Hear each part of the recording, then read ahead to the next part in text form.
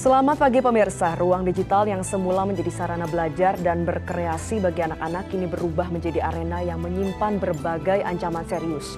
Perkembangan teknologi seperti deepfake, perundungan daring hingga manipulasi identitas membuat anak semakin rentan terhadap kekerasan non-fisik. Imbasnya apa? Akhirnya berdampak pada kesehatan mental dan masa depan mereka. Inilah editorial Media Indonesia edisi Kamis 26 Februari 2026 dengan tema Krisis Ruang Digital Anak bersama saya Valerie Budianto. Anda juga bisa berpartisipasi dan berinteraksi melalui telepon interaktif di nomor 0215839900. Pagi ini telah bersama dengan saya anggota Dewan Redaksi Media Group Suryo Pratomo. Pak Tommy, selamat pagi. Pagi Valerie. Kabar sehat Pak? Alhamdulillah. Pak Tommy, pagi ini editorial menyoroti terkait dengan krisis ruang digital anak. Sebagai orang tua, bagaimana Bapak melihat kondisi ruang digital anak saat ini? Ya memang teknologi itu memudahkan, tetapi juga di sisi lain membahayakan. Dan yang dibutuhkan sebetulnya sekarang ini adalah regulasi dan literasi. Regulasinya harus seperti banyak negara, seperti China, Singapura, mereka membuat regulasi yang sangat ketat, yang orientasinya adalah melindungi kepada masyarakat yang sebetulnya bisa terdampak dan terutama terhadap anak-anak. Yang kedua adalah memberikan literasi. Itu harus sesuatu yang terus dilakukan. Kita memasuki era yang sangat bebas. Indonesia termasuk negara yang sangat bebas untuk menggunakan teknologi, sosial media, tetapi kemudian kita lupa untuk melakukan regulasi dan literasi. Jadi memberikan pemahaman, memberikan pendidikan untuk bagaimana menggunakan teknologi secara benar dan baik, itu adalah sesuatu yang harus kita lakukan. Belum terlambat, Pak Surya Paloh baru-baru ini sudah menyampaikan usulan pada Presiden untuk kita melakukan perbandingan dengan banyak negara seperti di China, sekali lagi seperti Singapura, bagaimana mereka melakukan regulasi sehingga akhirnya teknologi itu betul-betul bermanfaat, berguna, ya karena memang tujuan teknologi untuk sesuatu yang baik, tetapi kalau kemudian tidak dikelola dengan baik, peraturan dan kemudian literasi tadi akan menjadi membahayakan. Artinya memang regulasi dan literasi ini harus berjalan paralel ya Pak Tommy. Tapi kita tahan dulu karena kita akan sama-sama menyaksikan pemirsa inilah editorial Media Indonesia hari ini dengan tema Krisis Ruang Digital Anak.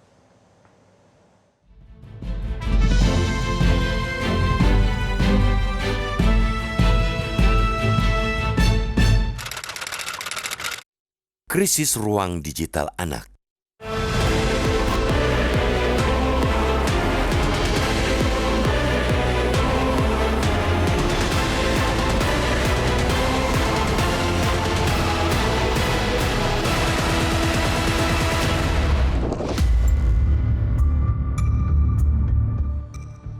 Ruang digital yang semula digadang-gadang sebagai wahana belajar dan berkreasi bagi generasi muda, kini berubah menjadi medan yang semakin berbahaya bagi anak-anak.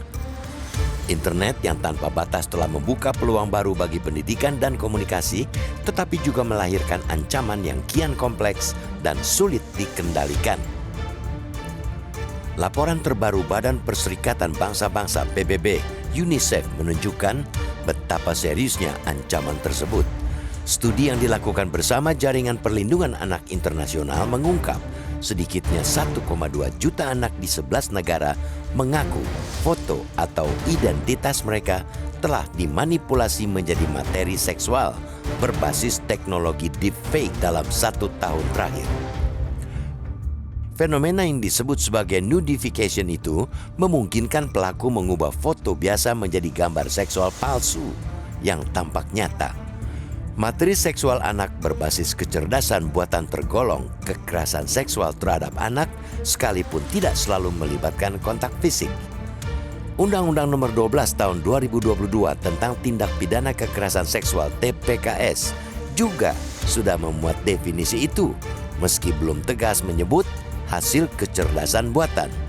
Pada pasal 4, kekerasan seksual pada anak meliputi eksploitasi seksual dan pornografi yang secara eksplisit memuat kekerasan dan eksploitasi seksual. Masalah keamanan digital anak terlihat pula dari tingginya angka perundungan daring. Survei global menunjukkan lebih dari sepertiga remaja di 30 negara pernah menjadi korban perisakan digital. Fenomena ini membuktikan bahwa ruang digital tidak lagi sekadar memantulkan konflik sosial dunia nyata, tetapi telah menjadi sumber kekerasan baru yang berdampak serius pada kesehatan mental dan perkembangan anak. Di Indonesia, situasinya tidak lebih baik. Pemerintah mencatat hampir separuh anak pengguna internet mengaku pernah mengalami perundungan digital. Angka sekitar 48% tersebut menunjukkan sebuah kenyataan yang dialami jutaan anak. Jika separuh anak Indonesia yang terhubung ke internet pernah mengalami kekerasan digital, sesungguhnya kita sedang menghadapi krisis perlindungan anak yang belum ditangani secara serius. Di banyak negara maju, perusahaan teknologi diwajibkan menerapkan prinsip safety by design, yakni memastikan keamanan pengguna sejak tahap perancangan sistem. Mekanisme deteksi otomatis, verifikasi usia yang lebih ketat, dan kewajiban penghapusan konten berbahaya dalam waktu singkat menjadi standar baru yang terus diperkuat. Dari sisi pengguna, untuk membatasi paparan konten berbahaya terhadap anak dan remaja, Australia menjadi pelopor larangan anak usia 16 tahun ke bawah menggunakan media sosial. Kebijakan itu diikuti beberapa negara lain.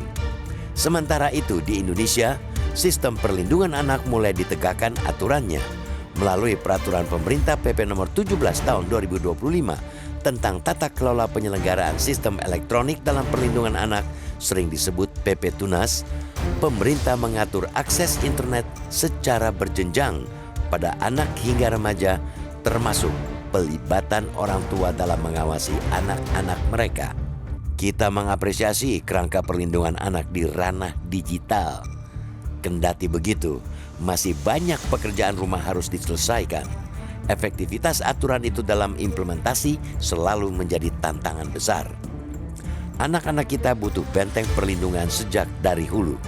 Membiarkan mereka terlalu lama tanpa perisai di ruang digital hari ini sama dengan merelakan masa depan bangsa dihancurkan. Kita harus menghentikan itu.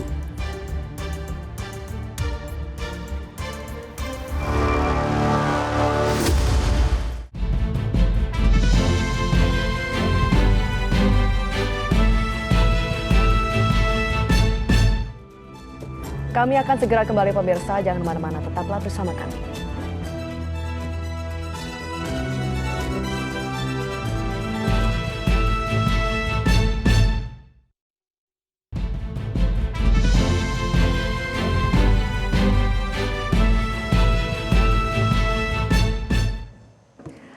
Anda kembali bersama kami di Editorial Media Indonesia. Kita akan langsung melanjutkan perbincangan bersama dengan Pak Tommy. Pak Tommy, sejauh ini bagaimana sih kesiapan pemerintah untuk memberantas kejahatan siber bagi anak? Ya, sebetulnya di KUHP yang baru sudah ada ya. Tetapi sekali lagi yang menjadi persoalan adalah sebetulnya kita ini sedang mendesain masyarakat Indonesia masa depan yang seperti apa. Kemudian hasil kajian dari perumusan visi itu seperti apa. Ini sesuatu yang menurut saya sangat penting kita miliki. Karena sekali lagi perkembangan teknologi akan berjalan begitu luar biasa. Betul. AI itu akan melakukan disruption yang sangat luar biasa. Dan semua aspek kehidupan akan berpengaruh. Pertanyaannya adalah sekali lagi untuk mengantisipasi itu. Apakah kita sudah melakukan kajian akan apa yang akan terjadi ke depan. Dan kemudian kalau tadi dikatakan mengenai regulasi oleh Valeri, regulasi seperti apa yang dibutuhkan untuk terutama untuk mereka yang melakukan dan memanfaatkan untuk kepentingan-kepentingan yang tidak baik, itu pola hukumannya seperti apa. Nah, ini yang kedua adalah bagaimana kemudian mengimplementasikan. Ya, itu masalah lainnya juga. Itu yang lain. Ya, kita sekarang sedang menghadapi salah satu kasus misalnya CRA ya Pak? Iya, yang deepfake yang dilakukan oleh di Semarang, ya kan. Kita bisa melihat bagaimana kemudian penegakan hukumnya ya begitu lemah dan tidak memberikan deterrent efek, yang kemudian membuat orang akan merasa ya tidak apa-apa. Nah, sekali lagi ini kesempatan ya, data yang disampaikan oleh UNICEF dan kemudian keprihatinan yang kita lihat sehari-hari, ini harus membuat kita sekarang berpikir kembali lagi, kita ingin membangun Indonesia seperti apa, teknologi kita akan tempatkan seperti apa, bagaimana kemudian kita menyiapkan orang-orang yang memang punya kapabilitas, punya expertise yang luar biasa, yang kemudian bisa memberikan literasi yang baik. Kembali lagi, yang tadi saya katakan, regulasi dan literasi sesuatu yang sangat penting. Banyak negara itu bahkan sudah mempersiapkan. Sebagai contoh Singapura, Iya. Valeri, Singapura itu sudah kemarin dalam penyampaian anggaran, Perdana Menteri Singapura Lawrence Wong sudah menyampaikan bahwa Singapura menyiapkan anggaran khusus untuk membuat masyarakat terbuka matanya, literasi itu menjadi jalan. Dan mereka bahkan sudah sejak lama, mereka sudah memperkirakan Singapura membutuhkan 39.000 ahli di bidang AI. Dan itu sampai 2030. Bahkan setiap tahun mereka sudah menetapkan berapa orang ahli AI ini. Di bidangnya seperti apa, kepentingan seperti apa, disekolahkan di mana. Dan kemudian mereka sudah pikirkan manfaatnya kemudian dalam pelaksanaan implementasi untuk melakukan literasi pada publik seperti apa. Nah, hal-hal seperti ini ya, jadi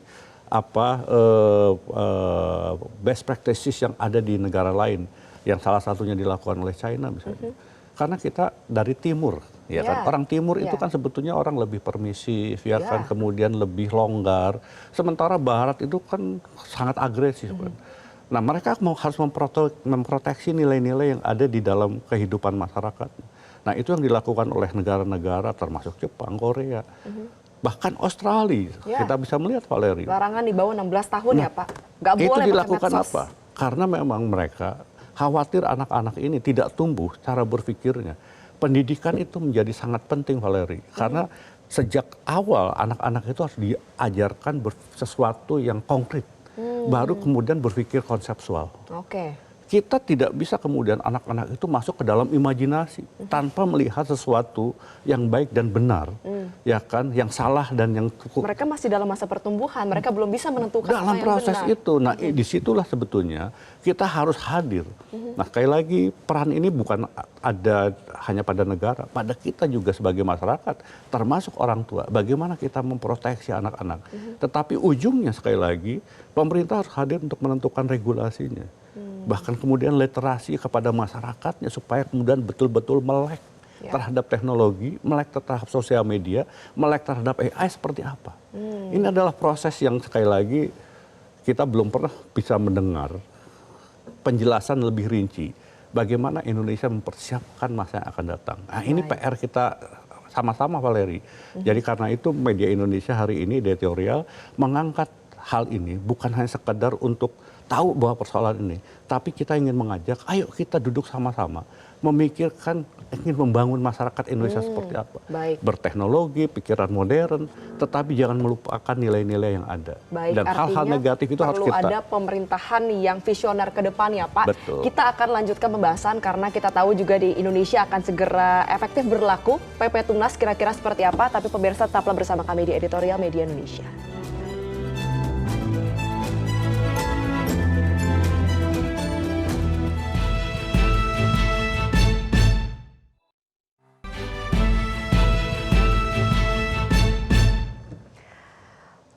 Pemirsa, Anda kembali bersama kami di Editorial Media Indonesia dan kita masuk pada sesi akhir. Pak Tommy, kita tahu di Indonesia sudah ada PP Tunas yang akan segera efektif berlaku, ditargetkan di Maret 2026. Bagaimana agar implementasi dari PP Tunas ini benar-benar bisa efektif, Pak, untuk bisa memberantas kejahatan ranah digital terhadap anak?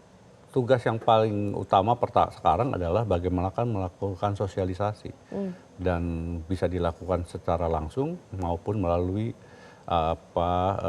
PSE, ya kan. Semua televisi harus juga menyiarkan apa hal-hal yang boleh dan tidak boleh, bahkan kemudian didialogkan supaya sekali lagi masyarakat ikut terlibat dan memahami betul apa sebetulnya esensi dari PP Tunas ini.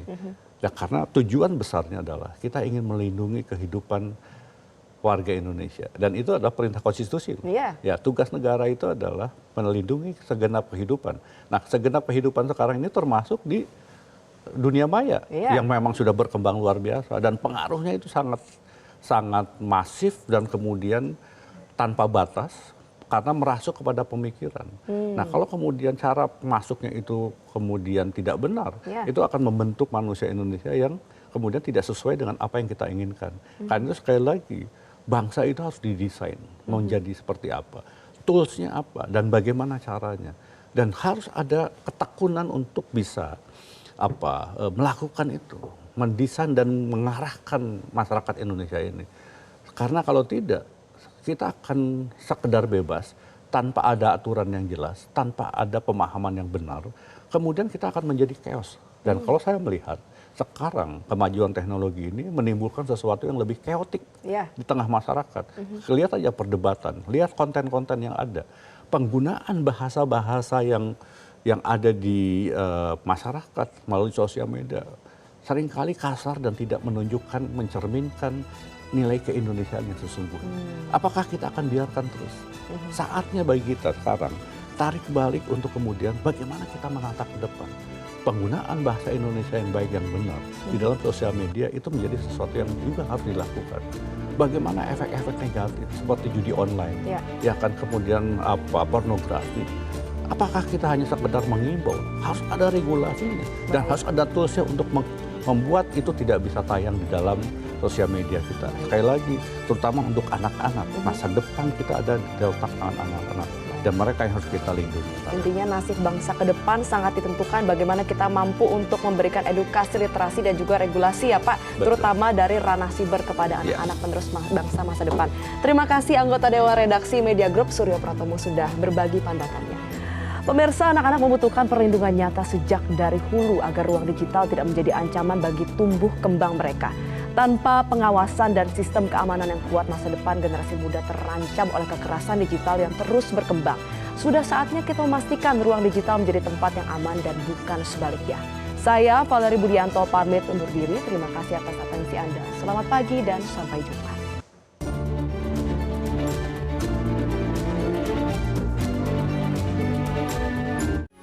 Metro TV.